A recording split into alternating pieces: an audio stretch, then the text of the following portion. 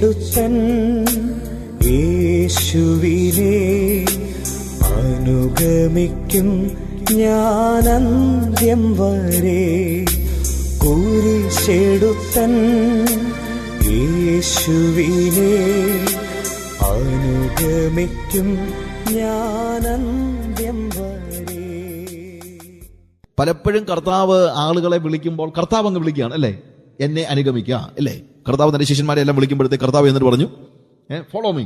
പക്ഷെ ഇവിടെ കർത്താവ് ഇവനോട് അനുഗമിക്കാൻ പറയുന്നൊന്നുമില്ല. പക്ഷെ ഇവൻ ഓടി ചെന്നിട്ട് ഓഫർ ചെയ്യുകയാണ്, yes Lord, I want to follow you, I will follow you wherever you go. എവിടെയൊക്കെ നീ പോകുന്നോ അവിടെ എല്ലാം, നീ എവിടെ പോയാലും ഞാൻ നിന്നെ അനുഗമിക്കാം.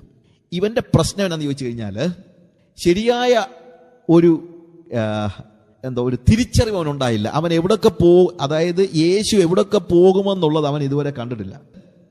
അപ്പൊ കർത്താവ് ഇങ്ങനെ ചോദിച്ചു കാണും, ഇവിടെ എഴുതിയിരിക്കുന്നത് പോട്ടെ, നമ്മളിപ്പോൾ ആ ഭാവനയിൽ ആ കാര്യം കാണുക. കർത്താവിൻ്റെ അടുത്ത് പറഞ്ഞു, കർത്താവ് നീ എവിടെ പോയാലും ഞാൻ നിന്നെ അനുഗമിക്കാം. കർത്താവ് അവൻ്റെ അടുത്ത് ചോദിച്ചു, ഓക്കെ ഞാനൊരു ചോദ്യം ചോദിക്കട്ടെ, ഞാൻ എവിടൊക്കെ പോകുന്നത് നീ കണ്ടിട്ടുണ്ട്? ഉടനെ അവൻ പറയാം, നിനക്കറിയത്തില്ലേ, ഞാൻ ഈ 5 അപ്പം കൊണ്ട് 5000 പേരെ പോഷിപ്പിച്ചപ്പോൾ ആ 3ാമത്തെ പന്തിയുടെ 2ാമതിരുന്നത് ഞാനാ. നീ എവിടെ പോകുന്നുള്ളത് ഞാൻ കണ്ടിട്ടുണ്ട്. ഓക്കെ, വേറെ എവിടെ കണ്ടിട്ടുണ്ട്? ഒരു കാര്യം മറന്നുപോയി, അതിന് മുമ്പേ തന്നെ ഞാൻ നിന്നെ കണ്ടായിരുന്നു. കാനാവിലെ കല്യാണത്തിന് വന്നപ്പോഴേ ഞാനും ഉണ്ടായിരുന്നു അവിടെ. അപ്പൊ അത് ഞാൻ കണ്ടിട്ടുണ്ട്. പിന്നെ ചോദിച്ചു, പിന്നെ നീ എവിടെ എന്നെ കണ്ടിട്ടുണ്ട്? ലാസറിന്റെ കല്ലറയുടെ അവിടെ ഉയർപ്പിച്ചപ്പം ഞാനവിടെ ഇല്ലായിരുന്നു. പിന്നെ ഞാൻ 4 പേര് തട്ടുപൊളിച്ച് തളർവാദക്കാരനെ കൊണ്ട് വന്നപ്പോൾ ഞാനവിടെ ഉണ്ടായിരുന്നു. അതൊക്കെ കണ്ട് ഞാനിങ്ങനെ കോരിത്തരിച്ചു പോയില്ലേ. കർത്താവ് ചോദിച്ചു, ഞാൻ എവിടൊക്കെ പോകുമെന്നാ, ഇനി എവിടൊക്കെ പോകുമെന്നാ നിന്റെ ചിന്ത? എവിടൊക്കെ പോകാനാ? ഇതുപോലുള്ള സ്ഥലങ്ങളിലായിരിക്കും നീ പോകുന്നല്ലേ? അതുകൊണ്ട് കർത്താവ് പറഞ്ഞു, അല്ല, ഞാൻ ഇപ്പൊ പോകുന്ന വേറെ സ്ഥലത്തോട്ടാ. എവിടെ? ഞാൻ വരാം. പക്ഷെ ഞാൻ പോകുന്ന സ്ഥലം എന്ന് പറയുന്നത് കാൽവറി എന്ന് പറയും. അവിടെ ഞാൻ ചെന്ന് കഴിഞ്ഞാൽ എനിക്ക് തല ചായ്പാൻ ഇടമില്ലാത്ത ഒരു സ്റ്റേജാണ്. ക്രൂശിലേക്കാണ് ഞാൻ പോകുന്നത്. വരുന്നുണ്ടോ എൻ്റെ കൂടെ? എൻ്റെ കൂടെ നീ വരുന്നുണ്ടോ? അവൻ്റെ പൊടി പോലും പിന്നെ കണ്ടില്ല. അപ്പോൾ ഇത് തന്നെയാണ് പലപ്പോഴും നമ്മുടെ നല്ലൊരു ശതമാനം ആളുകൾ ഓട്ടം ഓടാൻ തുടങ്ങുമ്പോൾ കാണുന്ന പ്രശ്നം. ഇന്നത്തെ ഒരു വലിയ പ്രശ്നം, ക്രൂസൈഡുകളിലും മറ്റും നമ്മൾ ആളുകളെ കാനാവിലെ കല്യാണത്തിന് വെള്ളം വീഞ്ഞാക്കിയ യേശുവിനെയും 5 അപ്പം കൊണ്ട് 5000 പേരെ പോഷിപ്പിച്ച യേശുവിനെയും മരിച്ചവരെ ഉയർപ്പിച്ച യേശുവിനെയും ഒക്കെ മാത്രമേ കാണിച്ചു കൊടുത്തിട്ടുള്ളൂ. ക്രൂശിക്കപ്പെട്ടവനായ യേശുവിനെ നമ്മൾ കാണിച്ചു കൊടുത്തില്ല.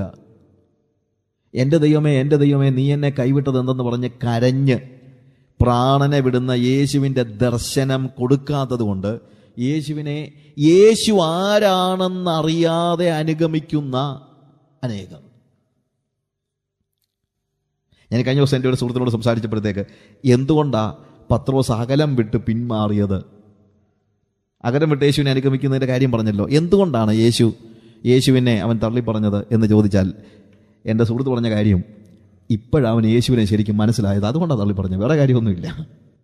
ഇതുവരെയും യേശു ആരാണ് എന്നുള്ളത് കൃത്യതയോടുകൂടെ പത്രോസ് മനസ്സിലാക്കിയിരുന്നില്ല.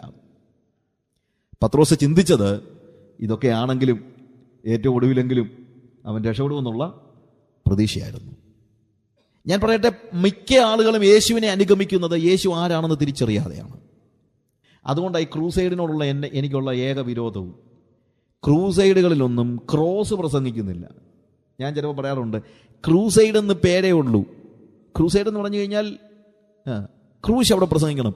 ഇതിൻ്റെ പേര് വല്ല ക്രൗണൈഡെന്നോ വല്ലതും ആക്കണം. കാര്യം പ്രസംഗിക്കുന്നത് ക്രൗണിനെ കുറിച്ച് മാത്രമാണ്, കിരീടം കിട്ടുന്ന കാര്യം മാത്രമേ പറയുന്നുള്ളൂ.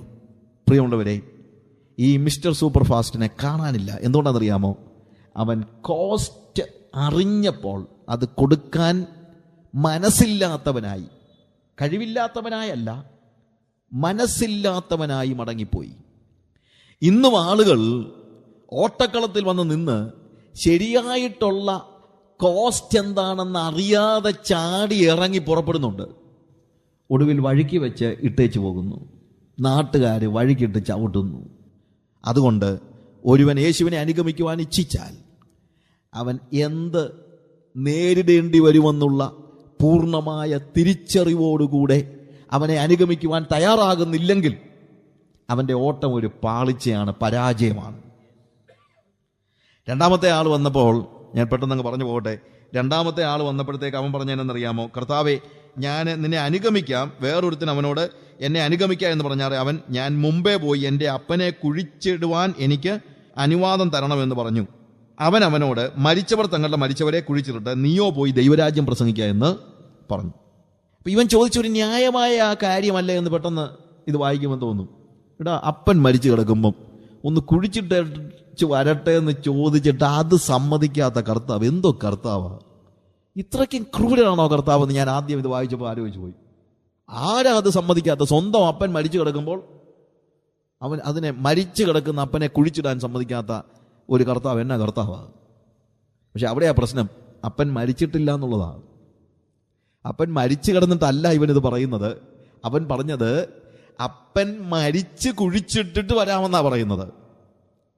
അല്ലാതെ ഇപ്പം മരിച്ചു കിടക്കുകയല്ല, മരിക്കും, മരിച്ചു കഴിഞ്ഞിട്ട് കുഴിച്ചിട്ടിട്ട് വരാം. എന്താ അതിൻ്റെ അർത്ഥമെന്നറിയാമോ?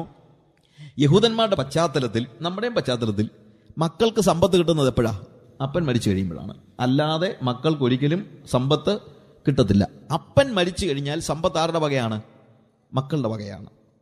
അപ്പൊ അതുകൊണ്ട് ഇവൻ പറഞ്ഞത്, കർത്താവെ, ഞാൻ വന്നപ്പോൾ തൊട്ട് നിന്റെ കൂടെ കൂടിയ ആളുകളെല്ലാം നോക്കുമായിരുന്നു, എല്ലാം അത്തപ്പാടികളാ. ഇവന്മാരുടെ കൂടെ കൂടി കഴിഞ്ഞാൽ ഒന്നും പ്രയോജനമൊന്നും ഉണ്ടാകത്തില്ല, ഒരുത്തൻ്റെ കയ്യിൽ ഒരു പൈസയും ഇല്ല.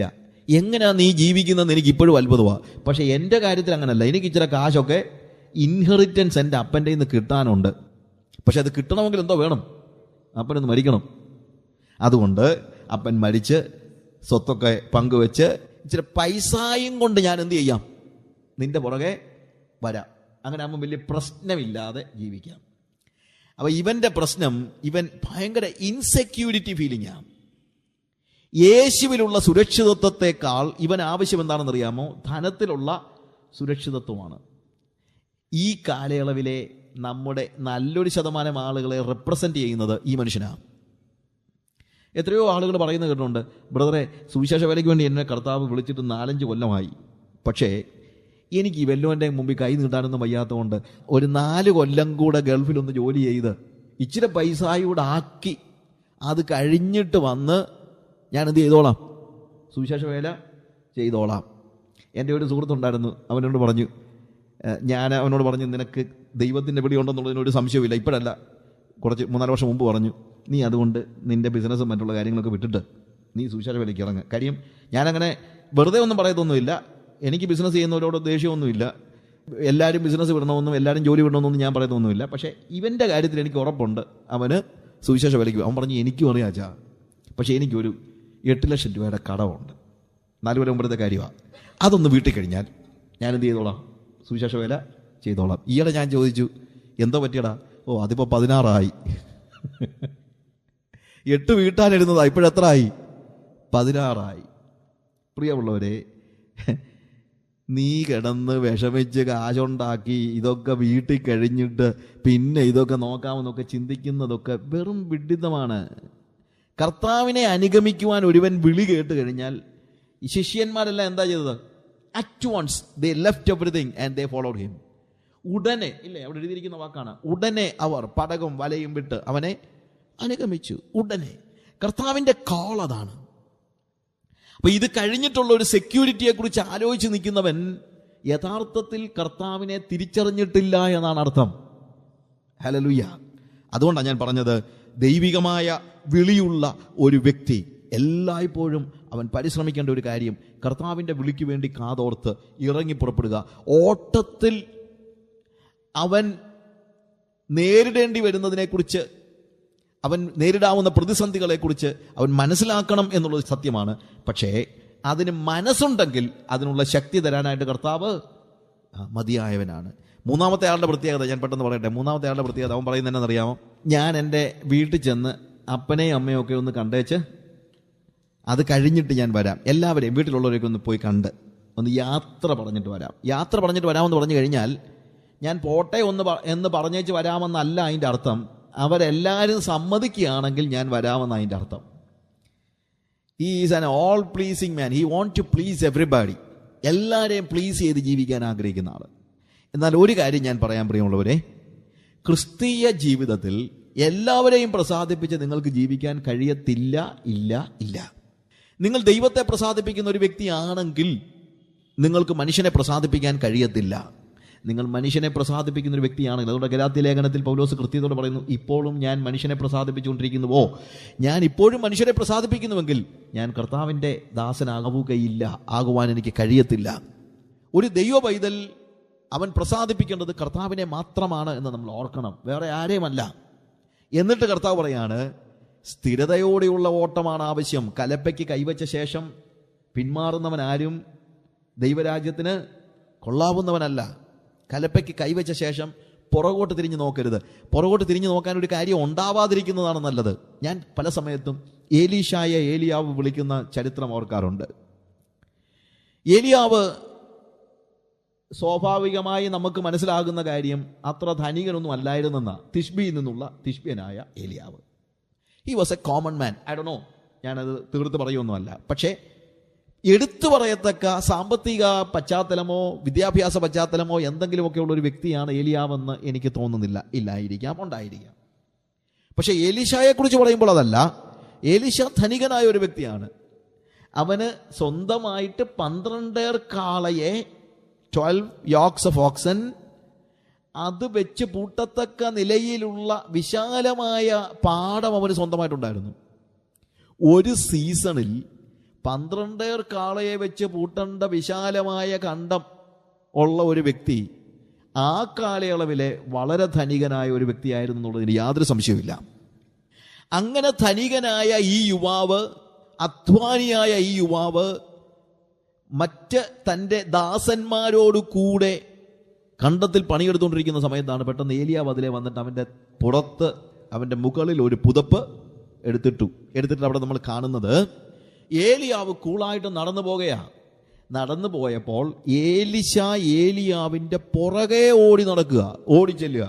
അപ്പോൾ നടന്നു പോകുന്ന ഏലിയാവിൻ്റെ പുറകെ ഏലിശ ഓടണമെങ്കിൽ എത്ര സ്പീഡിലായിരിക്കും ഏലിയാവ് നടക്കുന്നത്? എന്തുകൊണ്ടാണ് ഏലിയാവ് ഇങ്ങനെ ഓടിപ്പോയത്? ഇന്നൊക്കെ ഏലിശായുടെ പുറകെ ഏലിയാവ് എത്ര ഓടിയാലാ ഒരെണ്ണത്തിനെ കിട്ടുന്നത്. പക്ഷെ ഇവിടെ ഏലിയാവിൻ്റെ പുറകെ ഏലീശ ഓടിച്ചെല്ലുക. എന്നിട്ട് പറയാ, യജമാനനെ ഒന്ന് നിൽക്കണേ. ഏലിയാവ് തിരിഞ്ഞു നോക്കി, എന്താ? അല്ല, ഞാൻ വീട്ടിൽ പോയി എൻ്റെ അപ്പനെ ഒന്ന് ചുംബിച്ചോട്ടെ. ഏലിയാവിൻ്റെ മുഖം കൂടുതൽ ഗൗരവപൂർണമായി. ഏലിയാവ് പറഞ്ഞു, ഓക്കെ ചെയ്തോ, പക്ഷേ ഞാൻ നിനക്ക് എന്ത് ചെയ്തു എന്നുള്ളത് നീ മറന്നു പോകരുത്, ഓർക്കണം. എന്തോ ഇത്ര വലിയ കാര്യം ചെയ്തത്? ഒരു പുതപ്പ് ദേഹത്തിട്ടു, അല്ലാതെന്താ? പക്ഷെ ആ പുതപ്പ് എന്ന് പറയുന്നത് അധികാരത്തിൻ്റെ സിമ്പലാണ്. അന്നു മുതൽ ഏലീശ ഏലിയാവിൻ്റെ അധികാരത്തിന് കീഴിലാണ്. പിന്നെ അവനൊന്നും സ്വന്തമായിട്ട് ആലോചിക്കാൻ കഴിയത്തില്ല, ഒന്നും അവൻ്റെ മനസ്സിലില്ല. ഇനി സ്വന്തം അപ്പനെ ചുംബിക്കണമെങ്കിൽ ഏലിയാവിൻ്റെ അനുവാദം അവന് അത്യാവശ്യമാണ്. പ്രിയമുള്ളവർ, ഇതുപോലെ നമ്മൾ യേശുവിനെ അനുഗമിക്കുന്നത്.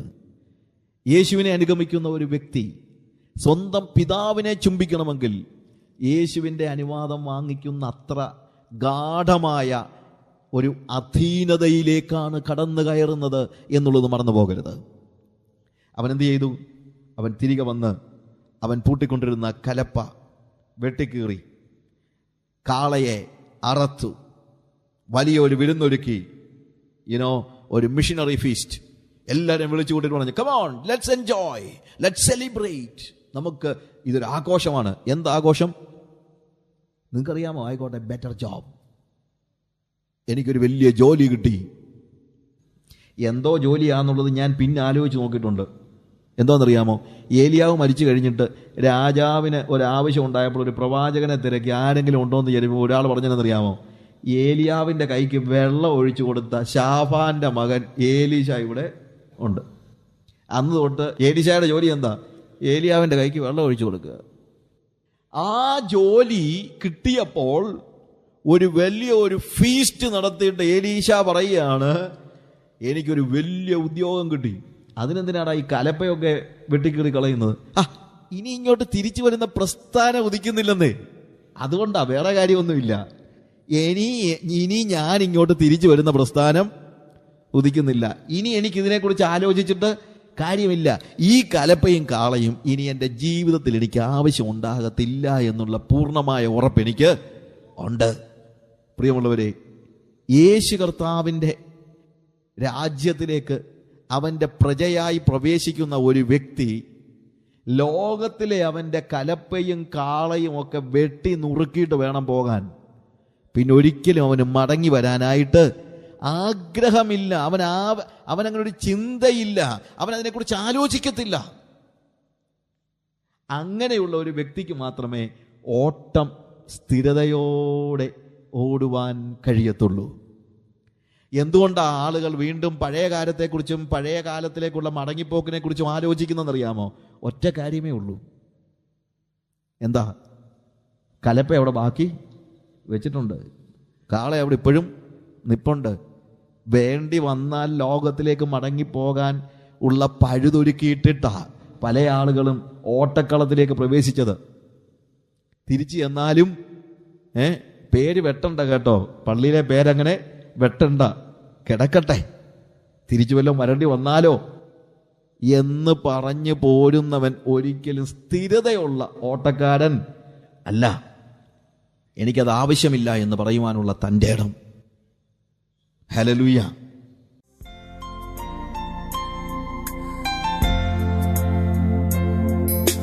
കുരിശെടുത്തൻ യേശുവിനെ അനുഗമിക്കും ഞാൻ അന്ത്യം വരെ. കുരിശെടുത്തൻ യേശുവിനെ അനുഗമിക്കും ഞാൻ അന്ത്യം വരെ.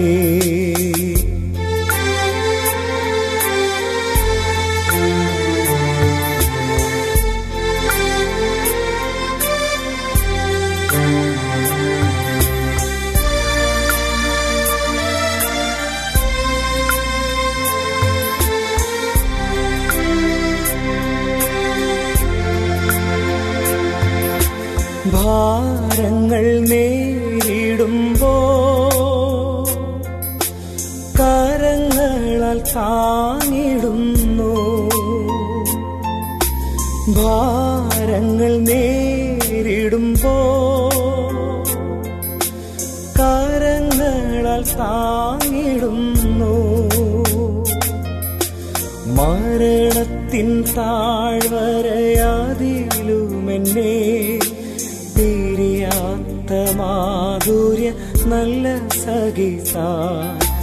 മരണത്തിൻ താഴ്വരയാതിലുമെന്നെ പിരിയാത്ത മാധുര്യ നല്ല സഖിതാ. കുരിശെടുത്തൻ യേശുവിനെ അനുഗമിക്കും ഞാൻ അന്ത്യം വരെ.